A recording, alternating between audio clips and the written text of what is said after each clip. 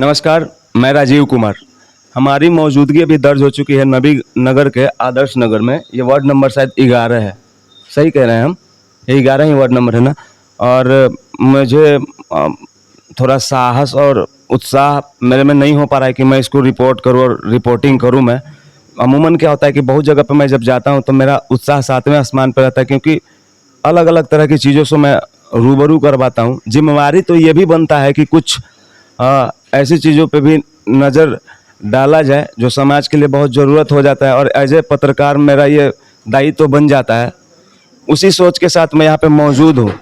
इन दिनों एक जघन्य अपराध के बारे में और एक दुख भरा जो संसर्ग चल रहा है पूरे हिंदुस्तान में, वस्तुतः मूल रूपेण से बिहार में। और ये नबी नगर का घटना है, जो आप जानते हैं कि हमारी बहन, हमारी बेटी और हमारी भतीजी हम लोग के बीच में नहीं है, जिनके साथ कुकृत्य करके उनको उनकी हत्या की गई। और इससे पूरा जो समाज है उसमें आक्रोश है, दुख है। और आप देख सकते हैं कि मैं उतने एनर्जी से नहीं बोल पा रहा हूँ, क्योंकि ऐसे में बोला नहीं जाता कुछ, क्योंकि एक संवेदना होता है जो हम पत्रकार लोग भी कहीं ना कहीं अपने दिल में लिए घूमते रहते हैं। हम उनके घर आए हैं और उनके पापा जी हैं, पिताजी हैं ना, सर 11 तारीख से लेके अभी तक, तो ये तो नहीं पूछूंगा कि, क्योंकि सवाल करने का भी एक पत्रकार को ढंग होना चाहिए। बस मैं ये जानने आया हूँ सर कि इन 9 दिनों में आपने क्या देखा, आपके साथ कितना मतलब उचित व्यवहार किया है प्रशासन ने, कितना कुछ आप संतुष्ट तो कभी नहीं होगा एक पिता, लेकिन सर प्रशासन किस तरीके का रवैया आप लोगों के साथ इख्तियार किया? पहले तो कुछ नहीं था। हाँ। लेकिन पिछले 4 दिनों से प्रशासन की नींद खुली है और इस श्रेया हत्याकांड के दरिंदों को उजागर करने के लिए एक्टिव मोड में दिख रही है पुलिस। और हमको विश्वास है कि बहुत जल्द ही इसका उद्भेदन भी हो जाएगा और दरिंदे सामने आ जाएंगे। और सर ये बताइए कि जो शुरू के 5 दिन थे, और आपने कहा कि पहले मैं उतना आश्वस्त नहीं था, सर इन 4 दिनों में ऐसा क्या कारण रहा? राजा राम जी का आना, पवन सिंह का आना, बीना दीदी का आना, सब चीज़ों को मैं देख रहा था, तो क्या कहेंगे उनके आने से इस पे बल पड़ा है क्या? सब लोगों ने आया, चूँकि श्रेया के लिए सबके दिल में कष्ट है। इस तरह का निर्दयी रूप से हत्या कर, तेजाब डालकर नहर में फेंक देना सबके लिए दुखदाई है। और जितने लोग भी आए सब बोले कि श्रेया आपकी बेटी नहीं, श्रेया मेरी बेटी है, मेरी बहन है। तो यही सोच मुझे भी मेरे माइक के साथ मेरा ड्यूटी, मेरा कर्तव्य यहाँ तक खींच के लाया है, क्योंकि मैं सब पत्रकार से बोलना चाहता हूँ। क्योंकि अगर एक इलेक्शन में 500 यूट्यूबर स्वतंत्र पत्रकारिता करते नजर आए काराकाट लोकसभा क्षेत्र में, और वही टीवी वाले भी नजर आए, तो हमारा जिम्मेवारी क्या नहीं बनता है कि ऐसे ऐसे घटनाओं के ऊपर जाकर हम कंटिन्यूअस 10 दिन दिखाएं? ऐसा क्यों भाई? चलो लेट से आना और जल्दी जाना ये अलग बात होता है, एक दिन आके एक दिन रिकॉर्ड करके चले जाना अलग बात है, लेकिन यही चीज़ तो इलेक्शन में नहीं हो रहा था। इलेक्शन में तो सत्तू पानी जल लेके एक एक यूट्यूबर 25-25 दिन तक था, काराकाट सब्जी मंडी से लेके, बारून से लेके, मोथा से लेके, है कि नहीं, सब जगह पे। तो प्लीज़ मेरे जितने भी पत्रकार भाई हैं, कोशिश करें कि ये मामला ठंडा ना हो तब तक जब तक इंसाफ ना मिले। सर मैं क्या ही बोलूँगा सर, मेरे होठ सिल गए हैं।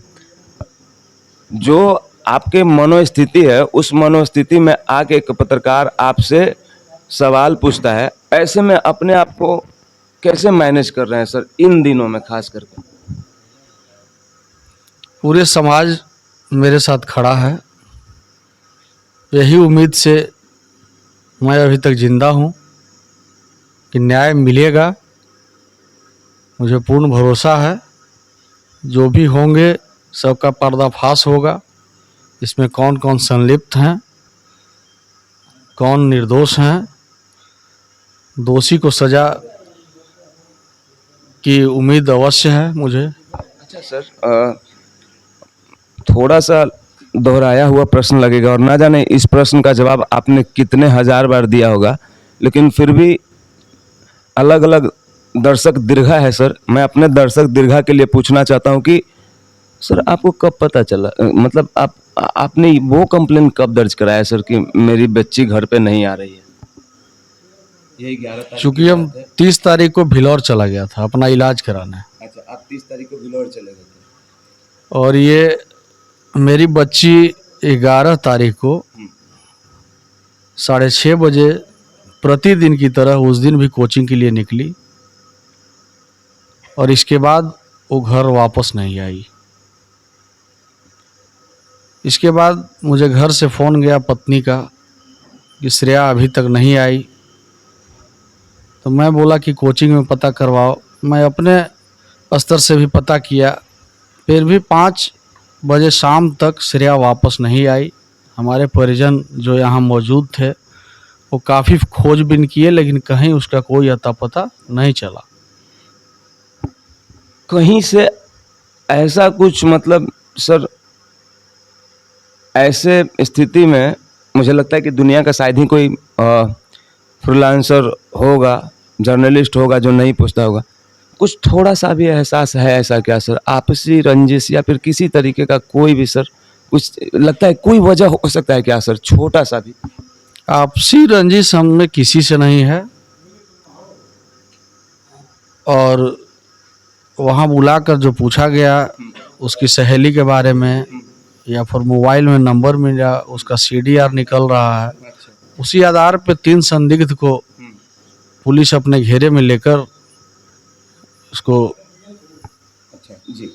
अच्छा सर, ये इतने बड़े नगर में कहीं से कोई और क्लू मिला है क्या सर? किसी ने जाते हुए देखा हो, किसी ने उसको पकड़ते हुए देखा हो, मतलब किसी ने जास्ती करते हुए देखा, कोई चौक चौराहा सर CCTV फुटेज या फिर कोई भी मानवीय वार्तालाप गतिविधि, ऐसा कुछ आपस में संशय भरा कुछ संदिग्ध लोग?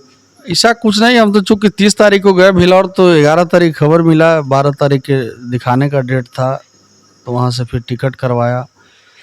13 तारीख को जब मैं ट्रेन स्टेशन पे आ गया ट्रेन पकड़ने के लिए, ये धनबाद LAP जो रांची तक आती है, तो वहीं पे जब स्टेशन पे था तो ये श्रेया का शव मिला वहाँ इंद्रपुरी थाने को। तो उस समय मुझे सूचना मिली, इसके बाद मैं गाड़ी पकड़ लिया। तो इसमें विशेष जानकारी मुझे नहीं है, जितना जानकारी मुझे फ़ोन से दिया गया, उसको तो बॉडी को जलते समय भी हम नहीं थे। हम तो 15 तारीख के 1:30 बजे दिन में आए। बहुत, ये आपका घर से जाना बहुत दुर्भाग्य भरा रहा है, मतलब ऐसा कि शब्दों में नहीं कहा जा सकता, और उसके ऊपर मैं नहीं चाहता कि आप कुछ भी बोले, सुनना भी नहीं है मुझे, और नहीं मैं अपने दर्शकों को ऐसे सुनवाना चाहता हूँ। सर ये बताइए कि कभी कोई उनकी निजी सहेली आपके घर पे आके आपको या आंटी को, मतलब सामने से कुछ किसी ने आके बोला है कि कुछ सिम्टम्स, 5 दिन पहले का रहन सहन, या फिर कोई भी तरह का ऐसा कुछ निजी वार्तालाप हुआ है क्या आसपास के पड़ोस से, किसी बच्ची से, सहेली से? नहीं, ऐसा तो कुछ नहीं मिला है। ये मालूम था कि वो बहुत निजी सहेली है, लेकिन उसके आचरण के लिए हमको पता नहीं चला कि वो किस आचरण के है। नहीं, मेरे घर में भी बहन है, जैसे मेरी बहन का आचरण है वैसे सबका बहन का आचरण है, इस पे कोई टिप्पणी करना ही नहीं है। अगर मैं साक्षर हूँ तो मुझे ये इजाज़त नहीं देता मेरा अंतरात्मा। सर ये बताइए कि श्रेया मोबाइल यूज करती थी, एंड्रॉयड? मोबाइल, श्रेया को फोन दिया था? स्पेशल फ़ोन किसी का नहीं है मेरे घर में। फैमिली फ़ोन यूज करती थी? फैमिली फ़ोन में ये कोरोना काल के बाद ये कह सकते हैं कि एक फैमिली फ़ोन था जो कभी कभी श्रेया यूज करती थी? वो पढ़ाई के लिए मांगती थी। समझ गया मैं, हाँ बिल्कुल। वो फैमिली फ़ोन था पढ़ाई के लिए। बच्चों को, मेरे 3 बच्चे, सबको मिलाकर एक फ़ोन दिया हुआ था कि इसे पढ़ाई करना है, कहीं लेकर जाने का इजाज़त। तो क्या अपने जांच के कार्रवाई के लिए, अग्रिम कार्रवाई के लिए प्रशासन ने आपके या फिर वो जो फ़ोन कभी कभी यूज कर लेती थी, जांच के लिए मांगा है क्या फ़ोन? हाँ, वो फ़ोन तो उसी दिन से जमा है थाने में। जो भी हो, हमें ये नहीं कहना है कि फ़ोन में क्या है। नहीं, मैं एक चीज शुरू से देख रहा हूँ। मैंने आपके जितने भी संस्करण देखे हैं बात करते हुए, तो आपने बहुत कोऑपरेट किया है, पत्रकार लोगों को भी और प्रशासन को भी। तो सबसे पहले तो इतने दुख के घड़ी में इतना हिम्मत जुटा के किसी को कोऑपरेट करना दरवाजे पे, ये आपने एक अच्छे आदमी होने का परिचय दिया, इसके लिए तो कोटि कोटि धन्यवाद है आपको। अच्छा सर, जब पोस्टमार्टम का रिपोर्ट आ गया तो उसका थोड़ा सा अंश कुछ बता सकते हैं सर कि क्या कुछ कहा डॉक्टर ने? थोड़ा सा सर। तो पहले तो सब लीपा पोती था ना, पहले लीपा पोती थी, अज्ञात 100 है, 100 मिलने के बाद भी मेरा भगिना मतलब प्रचंड लेवल का ढकने का कोशिश किया गया। हाँ, ये सोचा गया कि ये डेड बॉडी बह के आया है, इसको जिस तरह से जल्दी जल्दी 72 घंटे रखना है उसको, बॉडी को तुरंत अज्ञात घोषित नहीं करना है जब तक कि पहचान ना हो पाए। तो इसमें कहीं ना कहीं प्रशासन की कमी है। प्रशासन एक्टिव रहती तो जांच होता, अच्छे से पोस्टमार्टम होता, लेकिन उसका सारा चीज़ ये हमारे माननीय नीतीश कुमार जी तक के कानों तक चला गया है, उनके ऑफिस तक। वो अपना संज्ञान ले रहे हैं। अच्छा सर, एक बात बताइए, पवन भैया आए थे, क्या कुछ बात किया सर? कैसे सांत्वना दिया और आपको कितना भरोसा जताया? मुझे नो डाउट कि वो जो बोलते हैं वो करते हैं, अन्यथा वो कहीं जाते ही नहीं है। हमने जितना महसूस किया है काराकाट में चुनाव प्रचार के अभियान के दौरान, सॉरी। तो क्या कुछ शब्द थे उनके, जब आपके पास बैठ के उनके क्या शब्द थे? उन्होंने क्या कहा आपको? उनके तो सब निकलने से पहले इतने आंख में आंसू था, ओह माय गॉड। और बार बार बोल रहे थे कि आपकी बेटी नहीं, वो मेरी बेटी है। हम सब लोग साथ हैं सर। हम लोग गिलहरी से लेकर नल से लेकर अंगद तक जितने भी लोग हैं ना सर, जितना हम लोग के मतलब दायित्व में जिम्मेवारी आया है सर, हम लोग आपके साथ हैं सर। और आप ही लोग सभी को देखकर अभी तक धैर्य से हूँ बिल्कुल सर, कि न्याय ये जरूर धैर्य मिलेगा। बनाए रखिएगा, क्योंकि आप ही हैं जो, देखिए घर में ना 5-10 पिलर होता है सर, लेकिन उसमें एक मेन खंभा होता है और एक पिता मेन खंभा होता है कि नहीं? तो सबका ख्याल रखना है आपको। और वैसे कि क्या ही बोलेंगे, टूटना स्वाभाविक है, लेकिन सर उसको बना के रखना है आपको, क्योंकि आप गार्जियन है। तो पवन सिंह जी रो रहे थे और फिर बीना दीदी आई, बीना दीदी प्रशासन के पास भी गए। सारे लोग जितने भी आए, मेरा हौसला को इसी शब्दों से बुलंद किए कि न्याय जरूर दिलवा के रहेंगे। ये कोई न जाति, न धर्म, न राजनीति की लड़ाई है, ये श्रेया की, ये सबकी बेटी की लड़ाई है। श्रेया की लड़ाई नहीं है। जितने भी बेटी है ना बिहार में, हिंदुस्तान में, पूरे वर्ल्ड में, और जिनके साथ निर्भया कांड जब हुआ था सर, उससे तो भी हम बड़ा लोग कांड है। उससे भी मतलब कुकृत किया गया है ये, तो उनको जब इंसाफ मिला था। लेकिन हम वैसे उस आईने और धर्म के चश्मे से और पॉलिटिक्स के चश्मे से नहीं देखना चाहते इस घटना को। हम चाहते हैं कि जितना जल्दी इंसाफ मिले। निर्भया कांड में भी एक दरिंदा यहीं का था, अक्षय ठाकुर, इसी नबीनगर इलाके का, नबीनगर क्षेत्र का। उस समय तो हम लोग हंसी हंसी से स्वीकार कर लिया कि नहीं, गलत किया है तो इसकी फांसी की सज़ा होनी चाहिए। हम लोगों ने निर्भया के लिए कैंडल मार्च निकाला, आंदोलन किया, नबीनगर बंद करवाया। तो ये किसी एक की बेटी नहीं है, पूरे समाज की बेटी है। तो सबको सोचना चाहिए और जो अनर्गल बयान दे रहे हैं उससे बचना चाहिए। सबकी बेटी है। अच्छा, ये आप कितना उम्मीद लगा हुआ है, मतलब आपने एक धैर्य का समंदर रखा हुआ है अपने कंधे पे, अपने दिल पे, अपने सीने पे। मुझे मालूम है कि कितना बड़ा साहस का जरूरत है, लेकिन आपको क्या लगता है जिस तरीके से गतिविधि कार्रवाई हो रही है, जिस तरीके से टेबल बदले जा रहे हैं, लोग आ रहे हैं, जिस तरीके से लोग एक दूसरे के साथ आगे मिल रहे हैं ऊपर के लोगों से, सर आई होप सो कि ये जल्दी हो जाए सर। आज को छोड़ दीजिए तो 2 दिन और बचा हुआ है, क्योंकि 1 सप्ताह का समय दिए थे हमारे एसपी मैम, और डीएम साहब आए थे, एसडीपीओ साहब आए थे, एसडीएम साहब आए थे।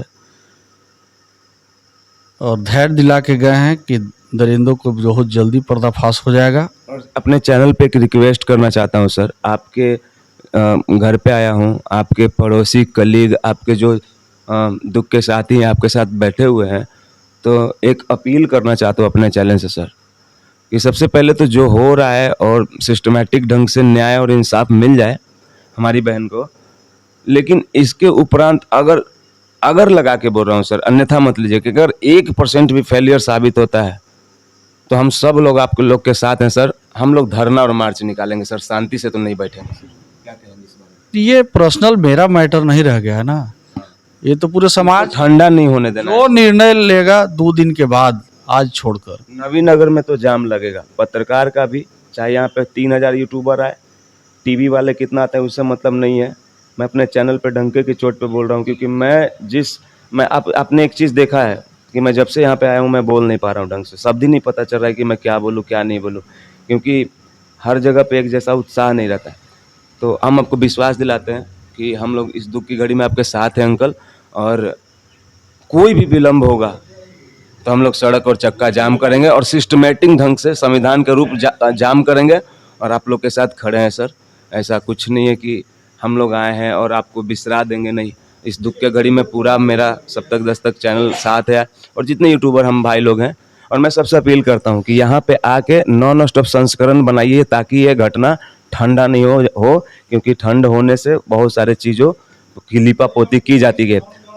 ठीक है, तो हमसे जुड़ने के लिए और बात करने के लिए और क्या ही पूछे सर, सब सवाल नहीं है, बस एक जिम्मेवारी था कि आपसे मिलूँ आके और चीज़ों को समझूँ।